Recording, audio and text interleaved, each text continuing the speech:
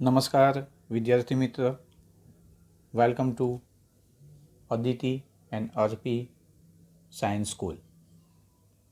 તો last video લેક્ચરમાં આપણે છેલ્લો ટૉપિક સૈનિકના પ્રકારો વિશે ભણ્યા હતા. હવે અહીંથી તેને આગળ વધારીએ, પણ એ પહેલાં એક નોંધ. જો સૈનિક એ ઇક્વલ ટુ AIJ એ એન કક્ષાવાળો ચોરસ સૈનિક હોય. યાદ કરો, લાસ્ટ ટાઈમ આપણે ચોરસ સૈનિક વિશે માહિતી મેળવેલી કે જેમાં હાર અને સ્તંભની સંખ્યા સમાન હોય. તો ઘટકો A11, A22, ANN એન કક્ષાવાળો ચોરસ સૈનિક છે એટલે એને એન હાર અને એન સ્તંભ હોય, એટલે એનો છેલ્લો ઘટક ANN આવે. એનમી હાર અને એનમાં સ્તંભનો ઘટક તે સૈનિક એનો વિકર્ણ બનાવે છે તેમ કહેવાય. ઉદાહરણ તરીકે અહીંયા 3x3 કક્ષાનો ચોરસ સૈનિક બતાવ્યો છે. તો આ સૈનિક એના વિકર્ણ ઘટકો કયા થશે? તો કે 1, 4 અને 6 થશે. તો વ્યાખ્યા પ્રમાણે A11, A22, A33 એ પોઝિશન પર આવેલા જે ઘટકો છે તે એના વિકર્ણ ઘટકો તરીકે કહેવાય છે. દાખલા તરીકે A11 આ ઘટક થશે A11, આ ઘટક થશે A22 અને આ ઘટક A33 થાય. તો આ રીતે એના વિકર્ણ ઘટકો બને. તો આ વસ્તુને ધ્યાનમાં રાખી અને આગળ આપણે હવે સૈનિકનો ચોથો પ્રકાર લઈએ, વિકર્ણ સૈનિક. એની વ્યાખ્યા છે, જો કોઈ ચોરસ સૈનિક એટલે કે વિકર્ણ સૈનિક એ ચોરસ સૈનિક માટે જ પોસિબલ છે. A equal to AIJ N/N ના વિકર્ણ ઘટકો સિવાયના બધા જ ઘટકો શૂન્ય હોય તો એને વિકર્ણ સૈનિક કહેવાય. અહીં એક વસ્તુનું ખાસ ધ્યાન રાખજો, વિકર્ણ ઘટકો સિવાયના બધા જ ઘટકો શૂન્ય હોય તો એને વિકર્ણ સૈનિક કહેવાય છે. એક ઉદાહરણ દ્વારા એને સમજીએ. એટલે કે જો સૈનિક A equal to AIJ N/N એમાં I not equal to J માટે એટલે કે હાર અને સ્તંભની સંખ્યા સમાન ન હોય એવા ઘટક માટે, એવા દરેક ઘટક માટે AIJ બરાબર 0 હોય. આ વસ્તુ નોંધી લેજો, આ MCQમાં કે એક વાક્યના પ્રશ્ન જવાબમાં પૂછાય. N/N એટલે ચોરસ સૈનિક છે. I not equal to J માટેના બધા જ ઘટકો AIJ 0 હોય. એટલે કે કયા ઘટકો 0 નહીં આવે? તો I ઇક્વલ ટુ J હોય એવા ઘટકો શૂન્ય નહીં થાય. એટલે કે A11, A22, A33 એવા ઘટકો શૂન્ય નહીં થાય, એ સિવાયના બધા ઘટકો શૂન્ય થઈ જશે. તો એને વિકર્ણ સૈનિક કહેવાય છે. એક બે ઉદાહરણ લઈએ એના. પહેલું ઉદાહરણ છે A ઇક્વલ ટુ 4. આ તો 1/1 કક્ષાનો સૈનિક છે એટલે એમાં તો એક જ ઘટક આવે. આ વિકર્ણ સૈનિક છે, એક વિશિષ્ટ પ્રકાર જે આપણે લાસ્ટ વિડિયો લેક્ચરમાં જોઈ ગયા હતા. બીજું સૈનિક બીજું એ 2/2 કક્ષાનો ચોરસ સૈનિક છે. એમાં આ વિકર્ણ ઘટકો -1 અને 2 બતાવેલા છે. બાકીના જે ઘટકો છે વિકર્ણ ઘટક સિવાયના એ બધા શૂન્ય છે. એ જ રીતે સૈનિક C એ 3 કક્ષાવાળો ચોરસ સૈનિક છે અને એમાં પણ વિકર્ણ ઘટકો સિવાયના બધા જ ઘટકો 0 છે. તો વિકર્ણ સૈનિકને આપણે કઈ રીતે ઓળખીશું? તો કે જે ચોરસ સૈનિકના વિકર્ણ ઘટકો સિવાયના બધા જ ઘટકો શૂન્ય હોય એને વિકર્ણ સૈનિક કહેવાય. હવે આ વિકર્ણ સૈનિકને લખવાની એક બીજી મેથડ છે. વિકર્ણ સૈનિકને આપણે કેવી રીતે લખીશું? એને બીજી પદ્ધતિથી લખીએ. દાખલા તરીકે આ B સૈનિક છે, આ B સૈનિકને બીજી પદ્ધતિથી લખવો હોય તો એને આપણે લખીશું DIAG. આને કહેવાય ડાયગોનલ. તો પહેલાં તો એને નામ આપીશું. આ સૈનિક B છે, ડાયગોનલ એટલે વિકર્ણ શ્રેણિક, અને પછી DIAG લખી અને વિકર્ણ ઘટકો અહીંયા લખવાના -1 and 2. એનો મતલબ થશે કે આ 2 કક્ષાવાળો વિકર્ણ શ્રેણિક છે. આને આપણે ડિટેલમાં લખવું હોય તો આ પ્રમાણે લખી શકીએ છીએ. આ ટૂંકમાં થયું અને આ વિસ્તૃત થયું. એ જ રીતે Cને આપણે લખવું હોય તો C = ડાયગોનલ અને પછી વિકર્ણ ઘટકો લખવાના. વિકર્ણ ઘટકો કયા છે? અહીંયા -1, 2, 3 છે. તો -1, 2 અને 3 આ એની શોર્ટ મેથડ થઈ. અને પછી આ ડિટેલમાં થઈ. આ બંને વસ્તુ સેમ જ છે. તો કોઈક વખત આપણને વિકર્ણ શ્રેણિક આ રીતે ટૂંકમાં પણ લખીને આપ્યો હોય. ચલો તો હવે આગળ વધીએ. હવે છે 5મો પ્રકાર, એ છે અદિશ શ્રેણિક. આ પણ વિકર્ણ શ્રેણિકનો જ એક વિશિષ્ટ પ્રકાર કહીએ તો ચાલે. અદિશ શ્રેણિક. જો કોઈ વિકર્ણ શ્રેણિકના બધા જ વિકર્ણ ઘટકો સમાન હોય તો તે શ્રેણિકને અદિશ શ્રેણિક કહે છે. એટલે વિકર્ણ પોઝિશન પર આવેલા, એટલે કે વિકર્ણ પર આવેલા બધા જ ઘટકો સમાન હોય તો તે શ્રેણિકને અદિશ શ્રેણિક કહે છે. એટલે કે જો ચોરસ શ્રેણિક A = Aij n/n in કક્ષાનો ચોરસ શ્રેણિક થયો, એમાં I ≠ j માટે Aij = 0. એક શરત તો છે જે અહીંયા ઉપર આપી છે. જો I ≠ j માટે Aij = 0, એ જ છે અહીંયા શરત. I ≠ j માટે Aij = 0. બીજી એક્સ્ટ્રા શરત શું છે એની અંદર? તો I = j માટે કોઈક અચળ k માટે Aij = k હોય. મતલબ કે વિકર્ણ પર આવેલા તમામ ઘટકો I = j લઈશું તે તમામ ઘટકો વિકર્ણ ઘટકો થશે. A11, A22, A33 વગેરે. તો એવા તમામ ઘટકો જે વિકર્ણ પર આવેલા હોય એ સમાન હોવા જોઈએ. અહીંયા સમાન આપણે k તરીકે લીધું છે તો એને અદિશ શ્રેણિક કહેવાય છે. ઉદાહરણ તરીકે A = 3. આ પાછો 1/1 એક વિશિષ્ટ પ્રકાર આવી ગયો. B = અહીંયા જો કે વિકર્ણ પર આવેલા જે ઘટકો છે એ બંને સમાન છે. વિકર્ણ શ્રેણિક તો છે જ, પણ એમાં બીજી વિશેષતા શું છે કે વિકર્ણ પર આવેલા ઘટકો સમાન છે. એ જ પ્રમાણે અહીંયા C એ 3/3 કક્ષાનો વિકર્ણ શ્રેણિક આપેલો છે. તો અહીંયા પણ વિકર્ણ પર આવેલા બધા ઘટકો સમાન છે. તો એનો મતલબ કે અદિશ શ્રેણિક એ વિકર્ણ શ્રેણિકનો એક વિશિષ્ટ પ્રકાર થયો. તો વિકર્ણ શ્રેણિક અને અદિશ શ્રેણિક બંને વચ્ચે ફરક એટલો જ છે કે વિકર્ણ શ્રેણિકમાં વિકર્ણ ઘટકો ગમે તે હોઈ શકે, જ્યારે અદિશ શ્રેણિકમાં વિકર્ણ ઘટકો સમાન હોય. ચલો હવે આગળ વધીએ. ઓકે, 6થો પ્રકાર છે એકમ શ્રેણિક. એની વ્યાખ્યા: જો કોઈ ચોરસ શ્રેણિકના બધા જ વિકર્ણ ઘટકો એક હોય. અહીંયા ખાસ નોંધો કે આની અંદર બધા વિકર્ણ ઘટકો એક હોવા જોઈએ અને બાકીના બધા ઘટકો શૂન્ય હોય તો તેને એકમ શ્રેણિક કહે છે.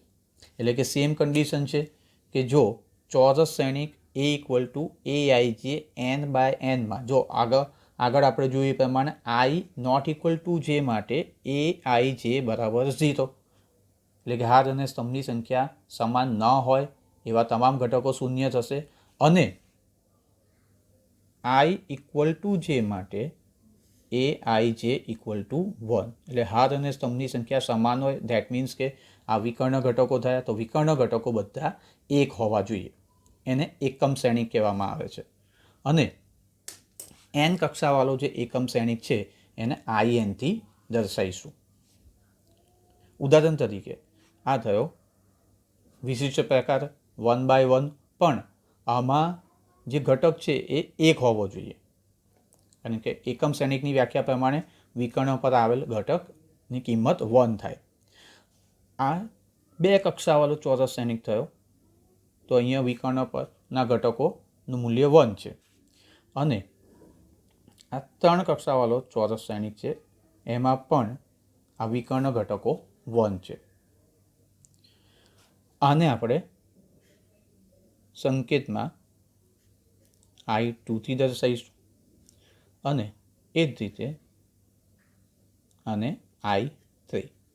I2નો મતલબ થશે 2 કક્ષાવાળો એકમ શ્રેણિક અને I3નો મતલબ થશે 3 કક્ષાવાળો એકમ શ્રેણિક. તો આ જે 3 પ્રકારો આપણે જોયા, વિકર્ણ શ્રેણિક, અદિશ શ્રેણિક અને એકમ શ્રેણિક, આ ત્રણેયમાં થોડોક તફાવત છે. ફરીથી એ તફાવત આપણે નોંધીએ તો વિકર્ણ શ્રેણિકમાં વિકર્ણના ઘટકો ગમે તે હોઈ શકે, બાકી બધા ઘટકો 0. અદિશ શ્રેણિકમાં વિકર્ણના ઘટકો સમાન હોવા જોઈએ, બાકીના ઘટકો 0. અને એકમ શ્રેણિકમાં વિકર્ણના ઘટકો 1 હોવા જોઈએ, બાકીના ઘટકો 0 હોવા જોઈએ. તો સહેજ ત્રણેયમાં તફાવત છે, પણ એક વસ્તુ કોમન કે આ ત્રણે એ છે તો ચોરસ શ્રેણિક જ. હવે જે આગળ 7મો પ્રકાર શૂન્ય શ્રેણિક. શૂન્ય શ્રેણિક નામ પરથી ખબર પડે કે જે શ્રેણિકના બધા જ ઘટકો શૂન્ય હોય તેને શૂન્ય શ્રેણિક કહે છે અને તેને સંકેતમાં O, કેપિટલ ઓથી આપણે એને દર્શાવીશું. તો સિમ્પલ વસ્તુ છે, શ્રેણિકના તમામ ઘટકો શૂન્ય હોય તો એને શૂન્ય શ્રેણિક કહેવાય. આ છે 1 કક્ષાવાળો શૂન્ય શ્રેણિક, આ 2 કક્ષાવાળો શૂન્ય શ્રેણિક અને આજે છેલ્લે આપણે જોવા જઈએ તો 2 હાર અને 3 સ્તંભ છે એટલે 2/3 કક્ષાવાળો શૂન્ય શ્રેણિક થયો. હા, તો અહીંયા પાછી એક નોંધ લેવાની, એવું જરૂરી નથી કે શૂન્ય શ્રેણિક એ ચોરસ શ્રેણિક જ હોય. એની કન્ડિશન શું છે કે બધા જ ઘટકો શૂન્ય હોવા જોઈએ. વ્યાખ્યામાં ક્યાંય એવું લખ્યું નથી કે જો કોઈ ચોરસ શ્રેણિક માટે, કોઈ પણ શ્રેણિક માટે, પણ શરત શું કે બધા ઘટકો શૂન્ય હોવા જોઈએ. ચલો, તો હવે આપણે નેક્સ્ટ ટોપિક લઈએ. નેક્સ્ટ ટોપિક છે આપણો શ્રેણિકોની સમાનતા. 2 શ્રેણિકો A=AI છે, એના શ્રેણિક એના ઘટકો છે, અને B=BI છે, એ બીજા શ્રેણિક બીના ઘટકો છે. આ 2 શ્રેણિક માટે પહેલું કે તેમની કક્ષા સમાન હોય, એટલે બંને શ્રેણિકની કક્ષા પહેલાં તો સમાન હોવી જોઈએ. અને બીજું કે એનો દરેક સભ્ય બીના અનુરૂપ સભ્યને સમાન હોય, એટલે કે પ્રત્યેક I અને J માટે AIJ=BIJ હોય તો A અને B સમાન શ્રેણિક કહેવાય. તેને સંકેતમાં A=B લખીશું. આ તો થઈ વ્યાખ્યા. જો ટૂંકમાં એને યાદ રાખવું હોય તો આપણે એટલું કહી શકીએ કે એક તો બંને શ્રેણિકની કક્ષા સમાન હોવી જોઈએ અને બીજું બંને શ્રેણિકના અનુરૂપ ઘટકો સમાન હોવા જોઈએ, તો તે બંને શ્રેણિક સમાન શ્રેણિક કહેવાય. અને સમાન શ્રેણિક હોય તો એને આપણે A=B વચ્ચે ઇક્વલ ટુના સાઇનથી એને આપણે દર્શાવીશું. ઓકે, એક ઉદાહરણ દ્વારા સમજીએ. અહીંયા 2 શ્રેણિકો બતાવ્યા છે, વચ્ચે જો ઇક્વલ ટુની સાઇન છે. ઇક્વલ ટુની સાઇન છે મતલબ કે બંને શ્રેણિકો સમાન છે. અહીં તમે જોઈ શકો છો આગળની 2 શરતો પ્રમાણે પહેલાં તો બંને શ્રેણિકની કક્ષા સમાન છે. બંને શ્રેણિકની કક્ષા સમાન છે, વચ્ચે ઇક્વલ ટુની સાઇન છે, એટલે આપણે અનુરૂપ ઘટકોની સરખામણી લઈ શકીએ છીએ. અહીંયા તમે જુઓ કે પહેલા શ્રેણિકનો પહેલો ઘટક છે x, xને અનુરૂપ ઘટક આવશે બીજા શ્રેણિકનો -1.5.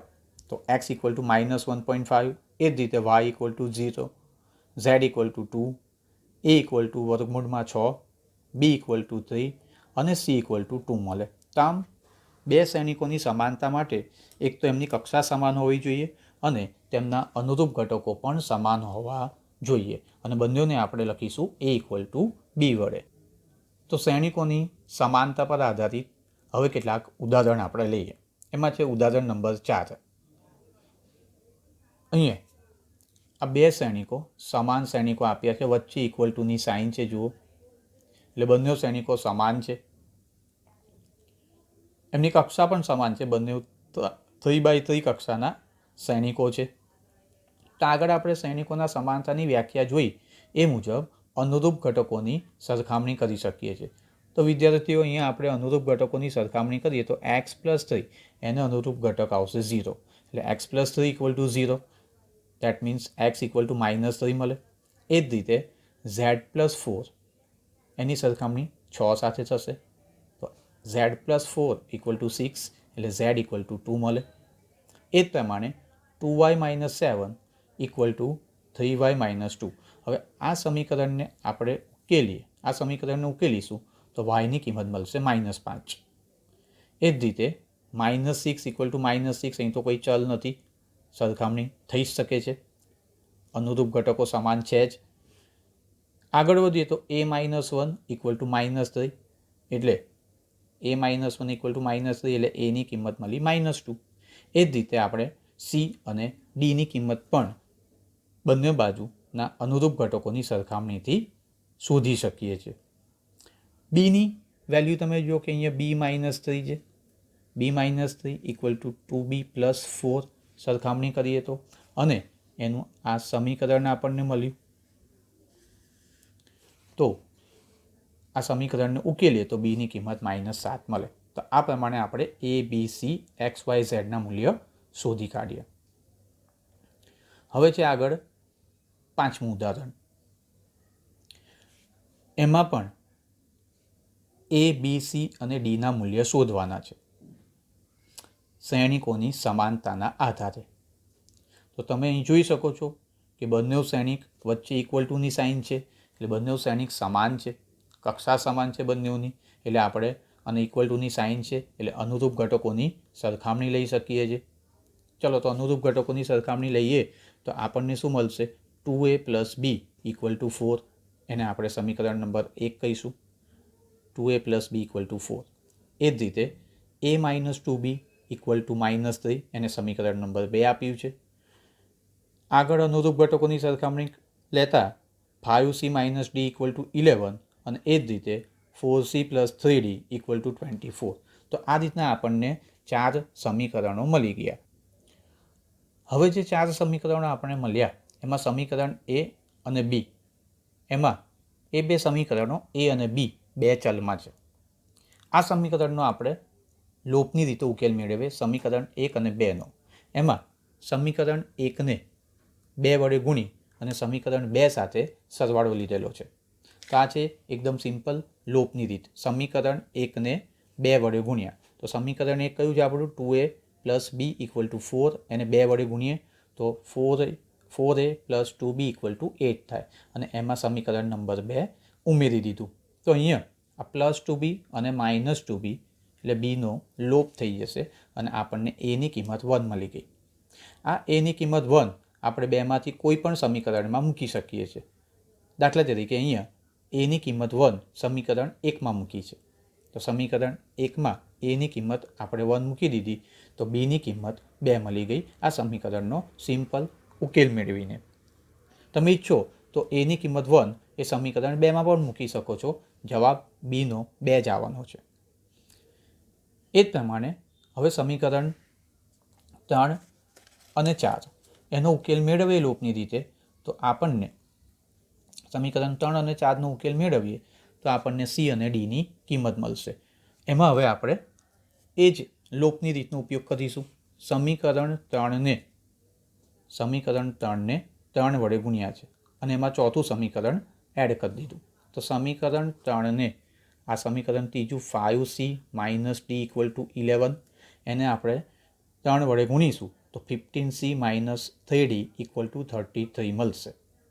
ઓકે, અને એમાં આ ચોથું સમીકરણ ઉમેરી દીધું તો cની કિંમત 3 આવી ગઈ અને સેમ વે cની કિંમત 3 સમીકરણ 3માં મૂકીએ અને સાદુરૂપ આપીએ તો dની કિંમત 4 મળી ગઈ.